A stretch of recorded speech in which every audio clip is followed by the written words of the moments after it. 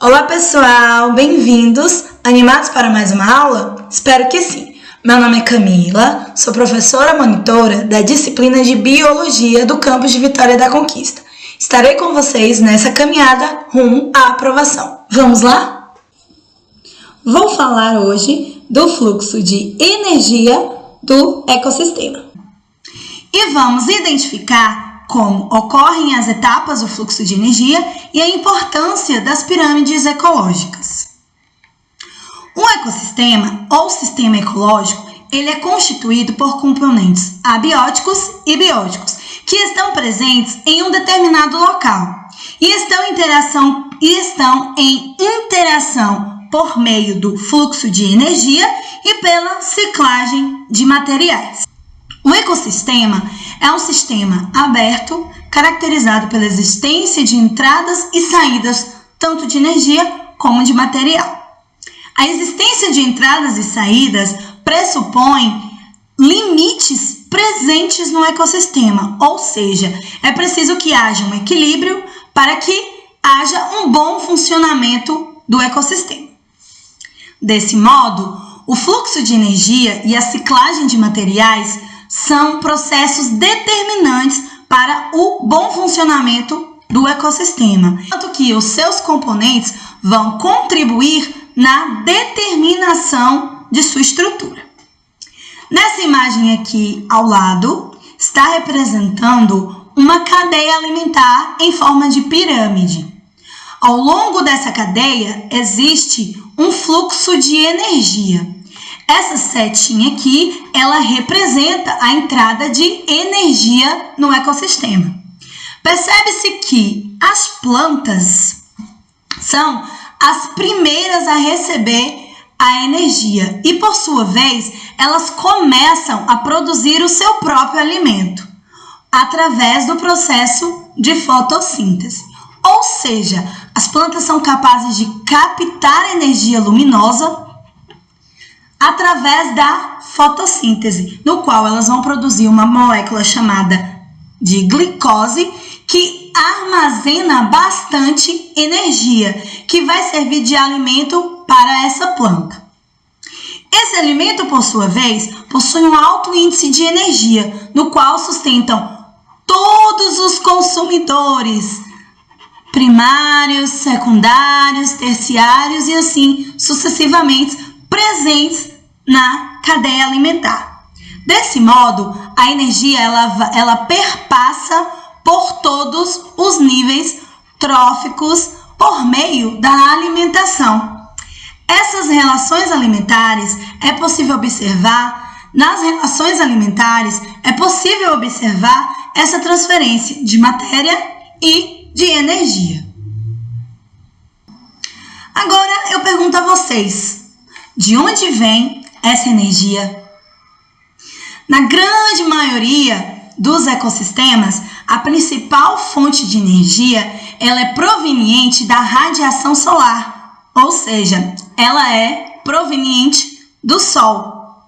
Mas há sistemas nos quais os detritos, como por exemplo matéria orgânica morta, constituem a principal fonte de energia.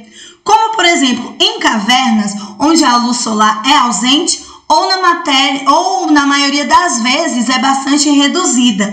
Então, para que os organismos se alimentem, essa energia ela é proveniente de matéria orgânica morta.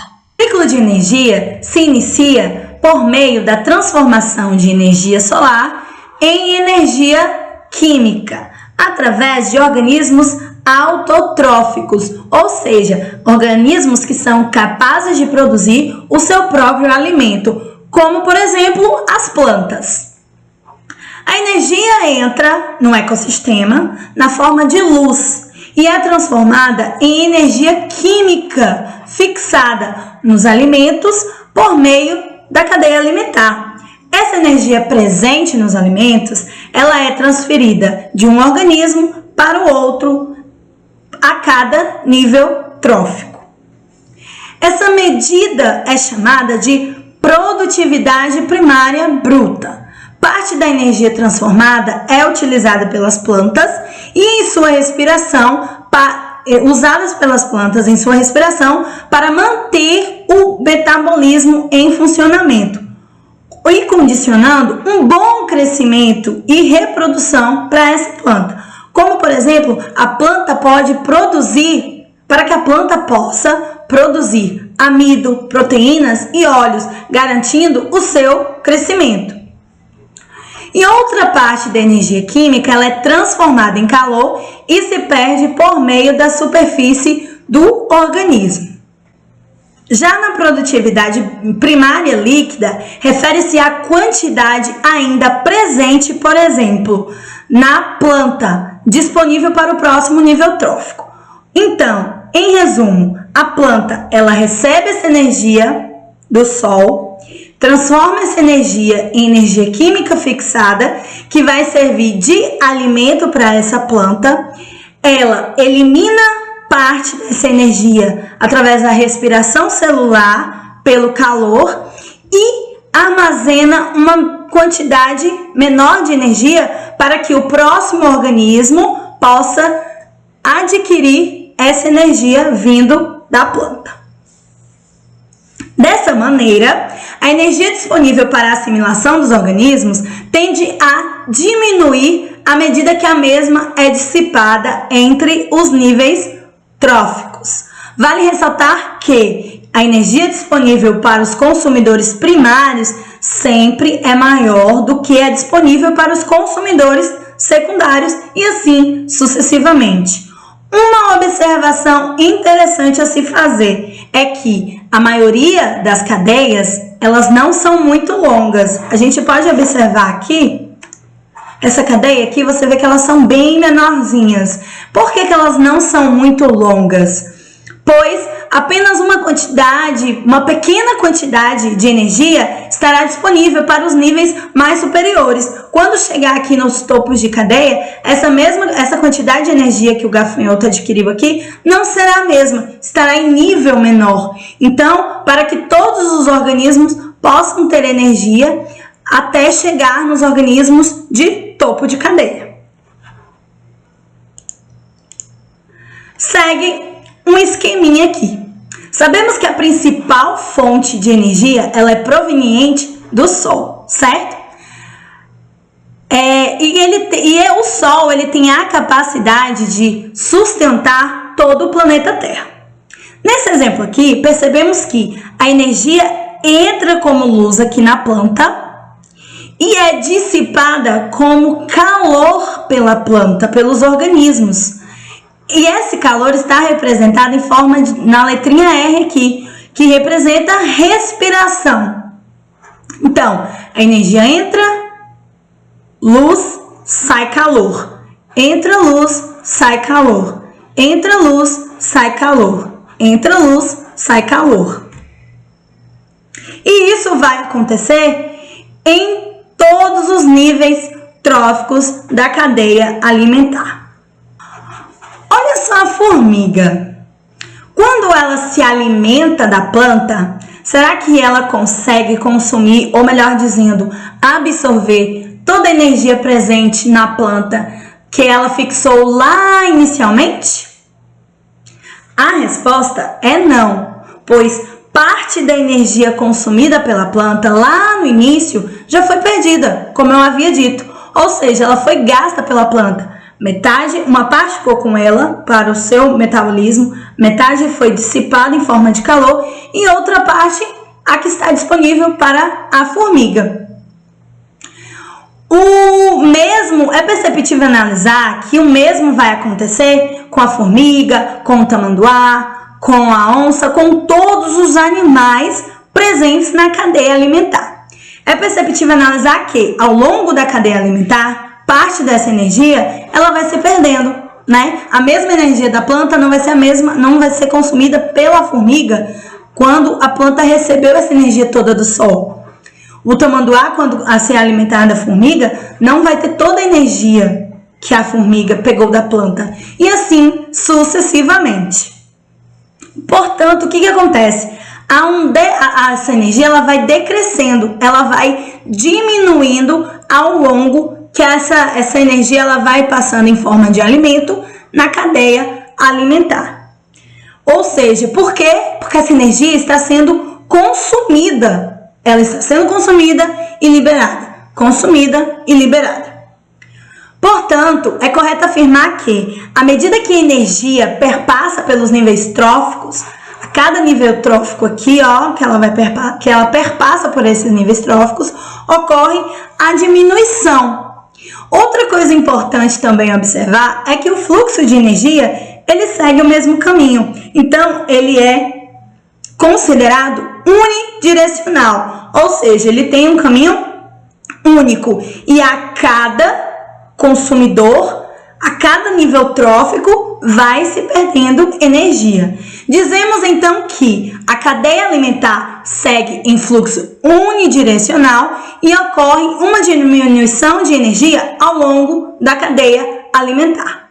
Vamos falar agora sobre as pirâmides ecológicas. O fluxo de energia pode ser representado em forma de pirâmide. São representações gráficas da estrutura trófica de um ecossistema. Na base, encontramos os organismos produtores, seguidos dos consumidores primários, secundários, terciários e assim sucessivamente. A energia entra através do sol nos produtores, eles produzem o seu alimento e liberam para os outros níveis tróficos essa energia em forma de alimento, no qual essa energia depois ela é liberada pela respiração celular em forma de calor. As pirâmides ecológicas, essas representações gráficas, são utilizadas como uma maneira fácil de visualizar essas relações entre os números de indivíduos, a biomassa e a energia nos diferentes níveis tróficos. Nesse sentido, existem 3 tipos de pirâmide ecológica: a numérica, a de biomassa e a energética. Cada camada representa um nível trófico, sendo que o mais basal representa o primeiro nível trófico, o nível dos produtores, seguido dos consumidores primários e consumidores secundários. A pirâmide de números, ela representa o número de indivíduos existentes em cada nível trófico, em determinado ecossistema. A pirâmide de número normal há uma base larga em direção ao ápice e vai se estreitando, como demonstra aqui a imagem.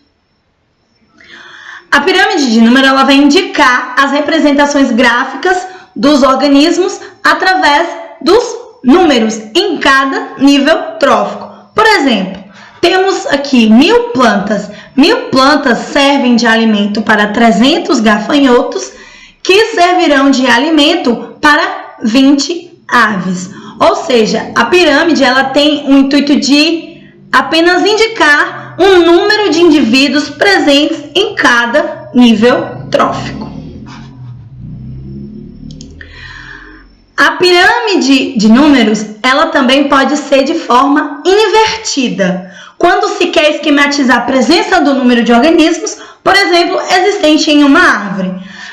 Observa que nessa pirâmide, a base ela é mais estreita e ela vai enlarguecendo até chegar no ápice. Então, uma árvore serve de alimento para milhares de pulgões, enquanto esses milhares de pulgões vão servir de alimentos para milhares de protozoários. A outra pirâmide ecológica conhecida é a de biomassa. Ela representa a massa total seca dos organismos de cada um dos níveis tróficos, por unidade de área, de volume, em um determinado momento. Por exemplo, se considerarmos uma cadeia de alfafa, dessas plantinhas aqui, se coletarmos toda essa alfafa em um determinado local, fizermos uma coleta, pegamos uma quantidade e queremos saber a biomassa dessa quantidade. Vamos colocar dessas plantas, vamos colocar essas plantinhas dentro de uma estufa para auxiliar na evaporação de toda a sua água contida em seu interior, até que elas fiquem totalmente secas. Daí, então, será possível medir a biomassa presente naquele nível trófico. Assim como a pirâmide numérica, a pirâmide de biomassa, ela também pode ser de modo invertida. Essa medida só é possível quando feita em um intervalo de tempo curto e somente se considerarmos ambientes aquáticos. Nos oceanos, nos lagos ou nos grandes mares podem existir algumas algas. Essas algas são chamadas de fitoplâncton. Esses fitoplânctons são organismos aquáticos capazes de realizar fotossíntese. Então, eles são microscópicos. Então, eles são considerados os organismos produtores. Observem que há uma menor quantidade de fitoplâncton em comparação aos zooplânctons, que são animais também microscópicos, heterotróficos, que são bem pequenininhos, que vivem na superfície da água. Devido à biomassa dos consumidores primários, serão maiores do que dos produtores, devido à rápida reprodução dos fitoplânctons.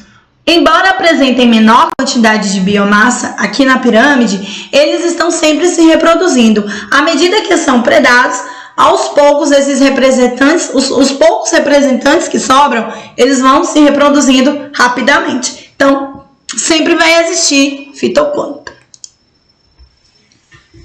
Agora, outra pirâmide muito importante é a pirâmide de energia, ou pirâmide energética. Ela representa a quantidade de energia armazenada nos seres de cada um dos níveis tróficos, por unidade de área ou de volume em um determinado momento. A pirâmide de energia, ela é importante, pois ela armazena a quantidade de energia em cada nível trófico. Por exemplo, aqui nos produtores temos uma quantidade, nos consumidores temos outra quantidade, e nos consumidores primários, e nos consumidores secundários temos outra quantidade. À medida que essa energia vai sendo consumida, ela vai diminuindo no decorrer de cada nível trófico. Então, aqui você vê aqui fala nessa setinha que há uma perda de energia. Consome e perde, consome e perde. Vale ressaltar que a pirâmide de energia, ela não pode ser invertida. A base sempre terá maior quantidade, a base sempre vai ter maior quantidade de energia em relação aos outros níveis tróficos. Ela é unidirecional e sua energia vai diminuindo a cada nível trófico.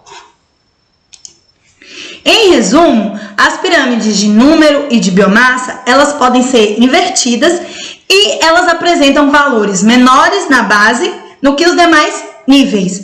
A pirâmide de energia, no entanto, jamais ela pode ser invertida, devido ao que? A ocorrência de dissipação, de perda de energia sob a forma de calor, ao longo de cada nível trófico. De um nível para o outro, essa energia vai se perdendo. Assim, para que o próximo nível trófico possa ser mantido, a anterior precisa sempre conter, ou seja, deverá conter maior quantidade de energia que o seguinte. Essa foi a nossa aula. Espero ter contribuído um pouco com o conhecimento de vocês. Obrigada pela atenção e até a próxima.